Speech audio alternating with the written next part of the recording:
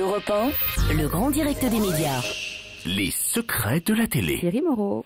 Et tous les jours dans le grand direct des médias, Thomas Joubert vient nous révéler tout ce qu'on ne sait pas quand on regarde la télévision. On va s'intéresser aujourd'hui aux invités qui participent aux émissions. Comment se négocie la présence des stars sur les plateaux? Vous allez tout nous dire. Et oui, que seraient les émissions de télé sans invités? Michel Drucker se sentirait bien seul sur son canapé rouge. Alors canapé, vous aimez les chiens? Bon bah oui, ça n'a pas beaucoup d'intérêt. Éric Zemmour et Éric Nolot n'auraient personne à briser en quatre dans l'émission de Laurent Ruquier. Ils seraient malheureux comme tout. Bref, pour faire une émission, il faut forcément des invités. Mais alors, comment fait-on venir les stars sur un plateau? Je me suis donc renseigné auprès de ceux qu'on appelle les programmateurs artistiques, ceux qui sont chargés de convaincre les vedettes.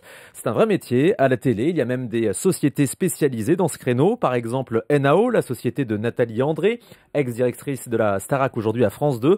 Sa société est devenue fournisseur officiel d'invités à la télé. Pareil pour Jacques Sanchez, programmateur attitré des émissions d'Ardisson ou de Guillaume Durand.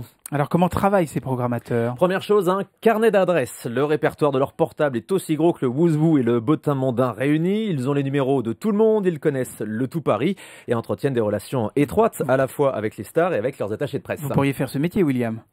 Oui, avec le carnet d'adresses que vous devez connaissez tout le avoir. monde. Mais bon, dans mon métier, ce genre de carnet d'adresse, si on commence à s'en servir de cette façon, on l'a plus pour longtemps. Bah, c'est ce qu'on va voir, c'est qu'il faut avoir la confiance des stars, la confiance des attachés de presse. Le choix des invités, lui, est souvent fait en fonction de l'actualité. C'est vrai que les artistes, les sportifs, les écrivains, même les hommes politiques viennent uniquement à la télé s'ils ont un truc à vendre.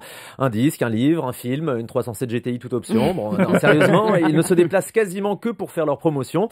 C'est pour ça qu'on peut être des mois et des mois sans voir, tiens, Johnny Hallyday par exemple, et que tout d'un coup, il va être invité partout parce qu'il sort son nouvel album. On imagine que certaines stars sont plus dures à convaincre que d'autres. Ah oui, bizarrement, hein, on voit plus souvent Elise Moon qu'Isabelle Adjani sur un plateau télé.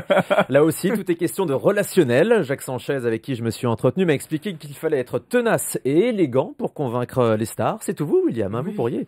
Il faut surtout les aimer. Voilà le secret, Thierry. Les stars ont besoin d'amour, des bisous, des câlins. Elles en veulent tous les jours, comme dirait Laurie. Il faut les rassurer sur comment va se passer l'émission, répondre à leurs exigences aussi. Alors ça, c'est surtout valable pour les stars internationales. Ça va de telle ou telle marque d'eau minérale ou repeindre la loge, désinfecter les sanitaires. C'est écrit noir sur blanc généralement dans les contrats. Un des exemples les plus connus, c'était le groupe de hard rock Von Halen qui exigeait des M&M's de toutes les couleurs sauf les marrons. J'adore. Oh, la prise de tête. Moi, je voudrais bien dans les coulisses du Grand Média si on pouvait avoir du jus d'orange frais. Juste de l'eau, c'est rare. possible. Oui, faire quelque chose. Stop au caprice. Est-ce qu'il y a des stars qui refusent malgré tout de participer à telle ou telle émission? Oh oui, par exemple, vous ne verrez plus jamais Édouard Baird dans une émission de Thierry Ardisson. Ça s'était mal passé une fois. Il a donc décidé de ne plus jamais y remettre les pieds. Pareil pour Laurent Gérard, qui voue une haine féroce contre l'animateur de Salut les Terriens. Il y a aussi beaucoup de chanteurs qui refusent de venir dans les émissions de variété s'ils ne chantent pas leur dernier tube.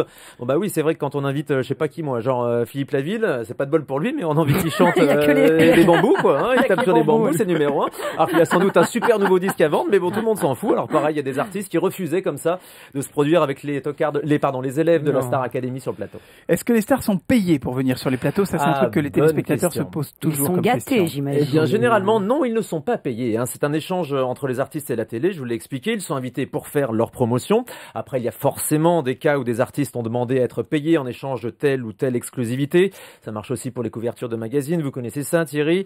Mais bon, ce n'est pas la règle. Alors après, quand les artistes ne sont pas payés, on tâche évidemment de bien les recevoir. Ça passe par des bouquets de fleurs dans les loges, du champagne à volonté. Là aussi, tiens, c'est le secret de Thierry Ardisson. Hein. C'est ce qu'on appelle la méthode Ardisson dans le métier. Les invités, c'est vrai, se lâcheront toujours beaucoup plus facilement avec un peu d'alcool, voire beaucoup d'alcool pour certains. Et après, ça fait des séquences pour le zapping. Merci Thomas.